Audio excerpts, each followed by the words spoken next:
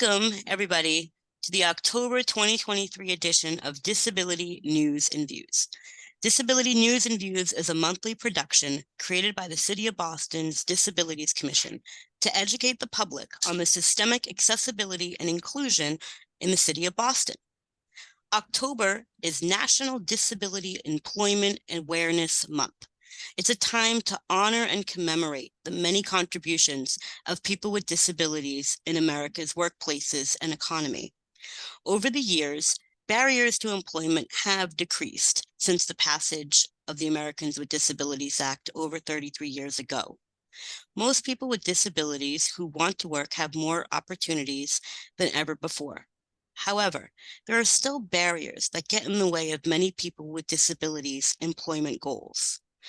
In today's Disability News and Views episode, we're going to hear from the City of Boston's ADA Title II Coordinator and Disabilities Commissioner, Kristen McCosh, who will discuss economic mobility and wellness amongst the disability community with the City of Boston's Equity and Inclusion Cabinet's Economic Mobility Manager, Natalia Espinoza. But before we get to that, I want to kick it off to our Disability News and Views co-host, Ken Meyer. Ken Meyer is going to have a community conversation with longtime disability advocate and leader, Zari Amirhosi. Zari lives in South Boston and has been a longtime leader pushing the rights and employment opportunities of people with disabilities. So with that, Ken, I'm going to kick it off to you. Okay, Zari, it's nice to talk to you again. We haven't talked for a long time, but if you would, let's start out by talking about the advantages and what's happened as far as employment, at least in your industry, since the passage of ADA. Thank you very much, Ken, and it's nice to see you. And I very much appreciate this conversation, as I hold near and dear to my heart the fact that we need to still elevate the excellent work that our colleagues across the system at MGB are doing to raise awareness and increase hiring of people with disabilities. So since I was hired in 2010, a lot has changed at MGH and across the system at MGB, Mass General Brigham and Women's. Actually, one of the things that Mass General did was about 13 years ago, they felt strongly that their patients with disabilities were not getting the equitable care that they needed within the healthcare system. So they made the decision of creating a position called Disability Program, and they hired me as their first Disability Program Manager. So basically, what I do at Mass General is work with patients and visitors to look at policies and raise awareness and educate the staff as much as provide accommodations for our patients and visitors. But also, I work with our staff with disabilities. And one of the exciting things that we are doing this year, actually next week on October 3rd, is we are launching our first Mass General Brigham Disability Employee Alliance Group, which is an infinity group created by staff with disabilities for staff with disabilities. And basically, our goal is to really elevate the MGB employees with disabilities in a more inclusive manner and ensure a more vibrant future by showing those with apparent and non-apparent disabilities as assets in the MGB community. Okay, if you can, describe a little more about the work environment and what has been done to make things more accessible for people with disabilities? Sure. So one of the things that we did a few years back is we created a toolkit for both managers and employees with disabilities, um, for them to just know about the resources that were available for employees with disabilities and the process in which they would um, request accommodations within the system. Okay. What is the hospital doing to raise awareness of workers with disabilities? Sure. So one of the things that we did last year and we are doing again this year is we are doing what we call poster campaigns or stories at MGH, which is to highlight or spotlight our employees with disabilities by focusing on their stories and some of what they've gone through as far as the barriers they've faced and what they feel is the positive aspect of working at MGH. So we do a lot of raising awareness. We also do a lot of workshops with managers around disability access and unconscious bias. So I think one of our goal is that through this alliance group or the Infinity group, that we continue to raise that awareness and make sure that our staff have that support that they need within the system. How big a staff do you have, and what are some of their duties working under you? Actually, I am a small department. I have one other colleague that works with me as a team. But at Mass General Brigham, we have about 25,000 staff people. And out of those, unfortunately, we don't have a great data on the number of employees with disabilities. So again, one of the things that we are hoping we can do this year is to really gather more data on the number of employees with disabilities and then a variety of the disabilities that they're coming from. Okay. How have working conditions improved since the ADA? Well, I mean, as far as I myself, I'm a person with a mobility disability. I am a full-time wheelchair user. And one of the things that I know is that they have ensured that all of our buildings have accessible entrances, all of our bathrooms, doors, and main practices have automatic door openers. We also make sure that we have ASL interpreters available for our employees if they need it, or alternative format for our colleagues who are blind or low vision. Well, listen, I thank you for joining us. You have made tremendous strides in the last several years, and you are to be commended for that.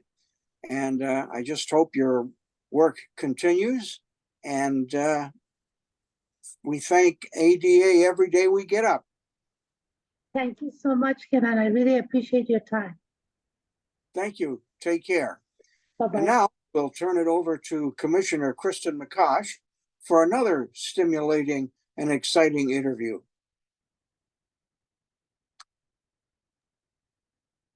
Thank you, Ken. And welcome everybody to our show this month. As you heard, we are talking about Disability Employment Awareness Month for October.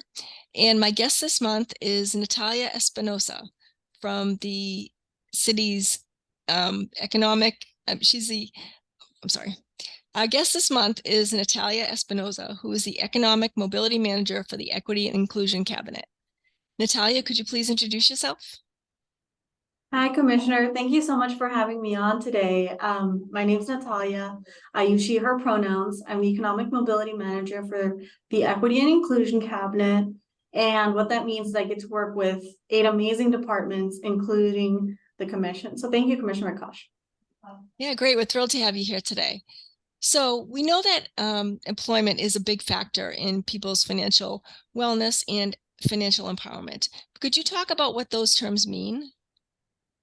Definitely. So I like to think about every individual's ability to fully engage in their economic and financial life. And I term that financial health or financial well-being, right? And that includes people's ability to meet their basic needs at the end of the month. So be able to cover their expenses for food, shelter, healthcare. But then it also includes things like making informed financial decisions, being able to understand the difference between good debt and bad debt, right? Recover from financial shocks. So COVID is a perfect example of a financial shock. We've also had other shocks that are maybe smaller in our lives. Like we've had to maybe make an unexpected repair to our home or our car. There's also the ability to build wealth, and you can do that in many ways. And there's also just in general, having a secure financial future. So being able to think about yourself in the future, being able to think about your family members in the future, and also being able to take advantage of opportunities, because you might know that something's out there, but being able to access them is a different world, right? So that's in general what we think of when we say, oh, we're talking about people's financial health or financial well-being. Yeah, and so we know that people with disabilities face unique challenges when it comes to economic well-being, and some of these are reflected in the data. From data from 2021, we know that 25% of people with disabilities live in poverty, compared to just 12% of people who don't have disabilities. And as we said, employment is a big factor in this. But when we look at economic health in terms of an equity lens, we know that disability isn't a unique separate population. It's just one part of a person's identity along with others. So can you talk about how you're looking at this work through an equity lens of other factors that made up of people's identities? Definitely.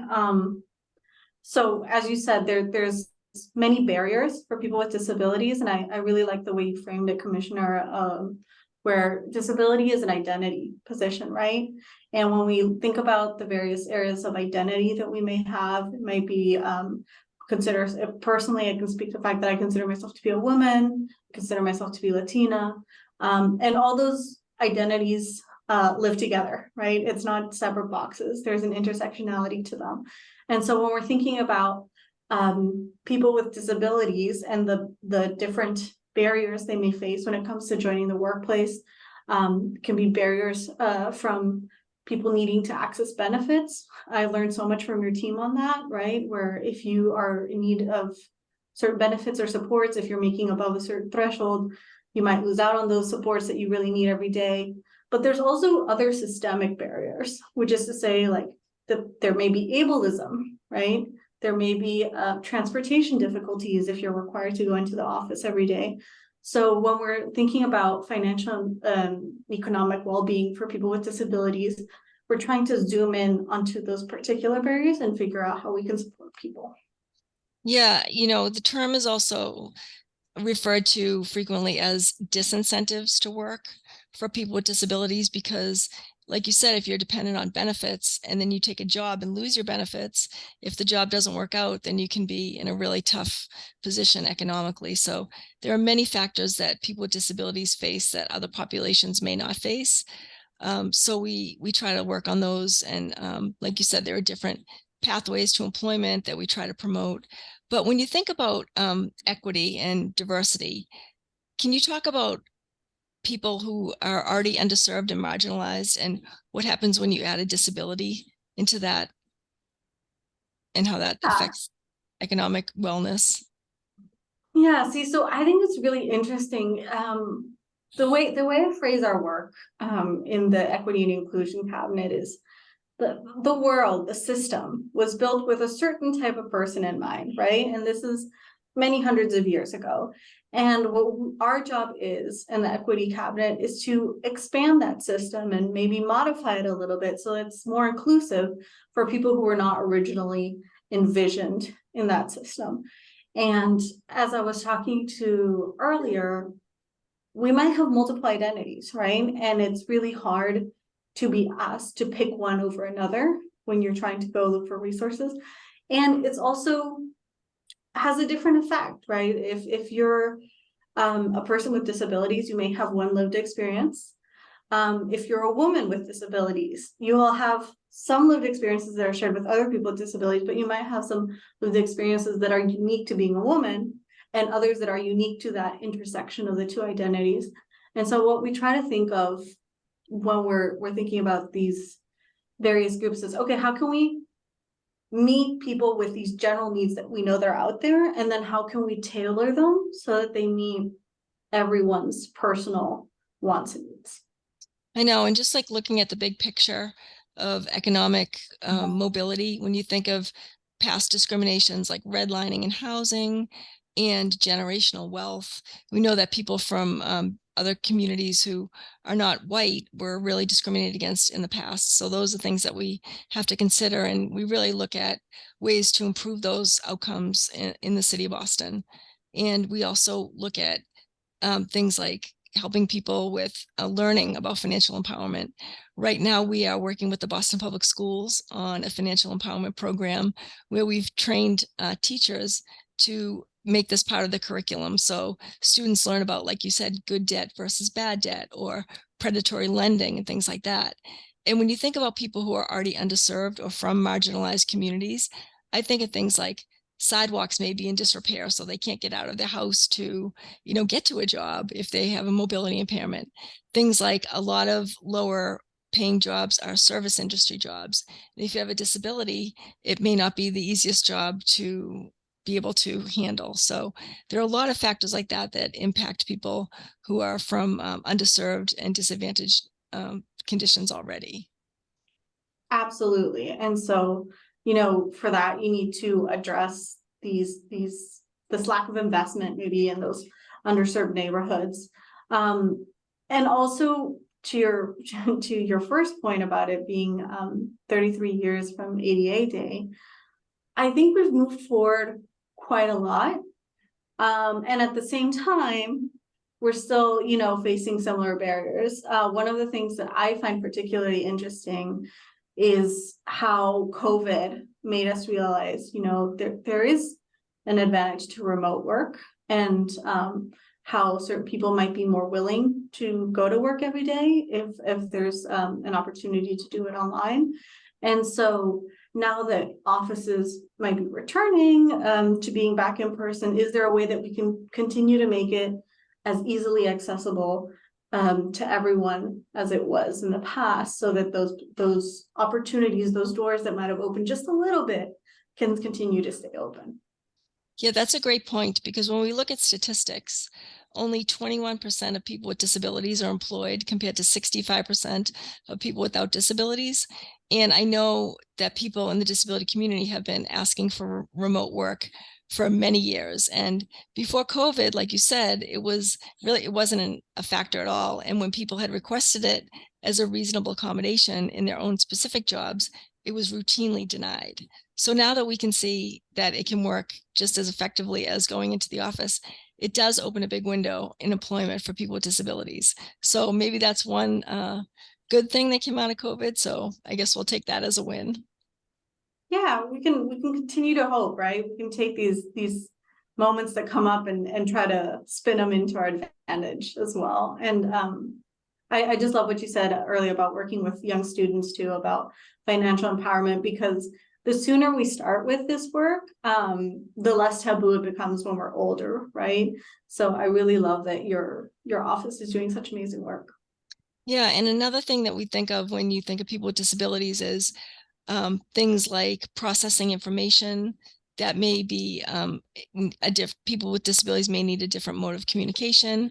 So we try to focus on providing effective communication, whether it's American Sign Language or audio information rather than information you'd have to read, things like that, because people with different types of disabilities may require different accommodations. So that's always top of mind when we think about doing any type of programming for people with disabilities. Absolutely. And so can you talk about what next steps we have planned as a city as far as economic mobility? What's your next step? I know you've done a lot of analysis of all the departments in the Equity and Inclusion Cabinet. So what comes next? Well, as I mentioned to you at the top, we've been working on this definition of what we think financial well-being and economic well-being is. And I'm really excited now to start digging in with various departments in the city.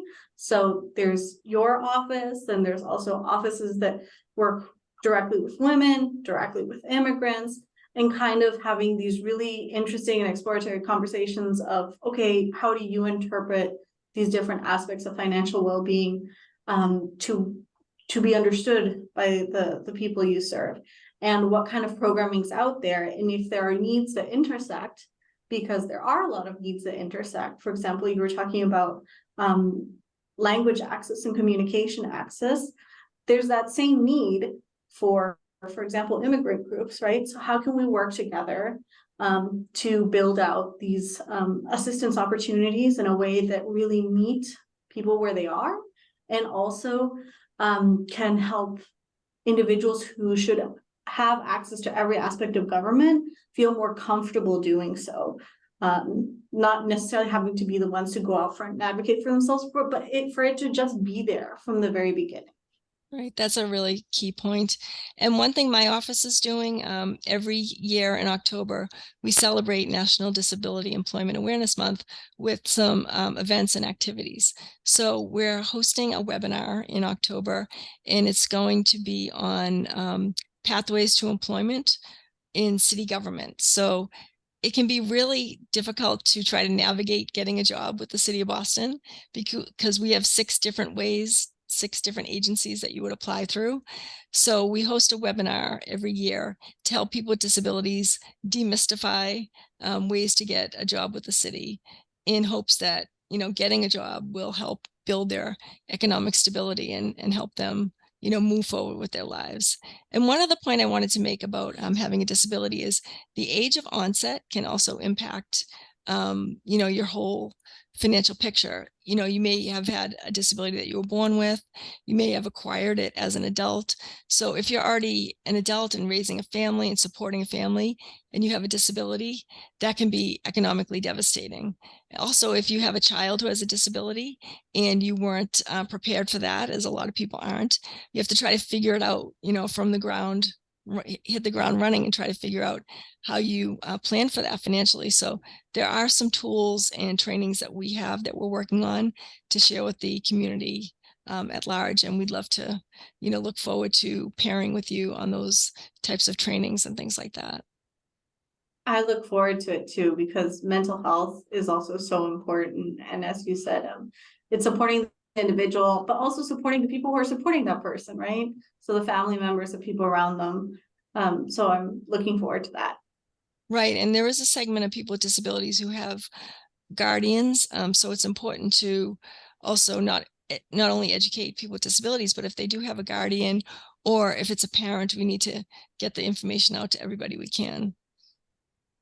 Because at the end of the day, we just want people with disabilities to have every opportunity that other people have, and not be, marginalized or discriminated against when it comes to employment, certainly, but also the larger picture of economic well-being. Yes, yes. Oh, we're so lucky to have you. Thank you. And we feel really lucky to have you as a support for the cabinet. So thank you for all your time today, and we will look forward to working with you moving forward. Same here. Thank you for having me on. Thank you, Commissioner McCosh and Natalia. That was a great conversation. And happy National Disability Employment Awareness Month to you all. That does conclude our October episode of Disability News and Views. Until next time, take care, everybody.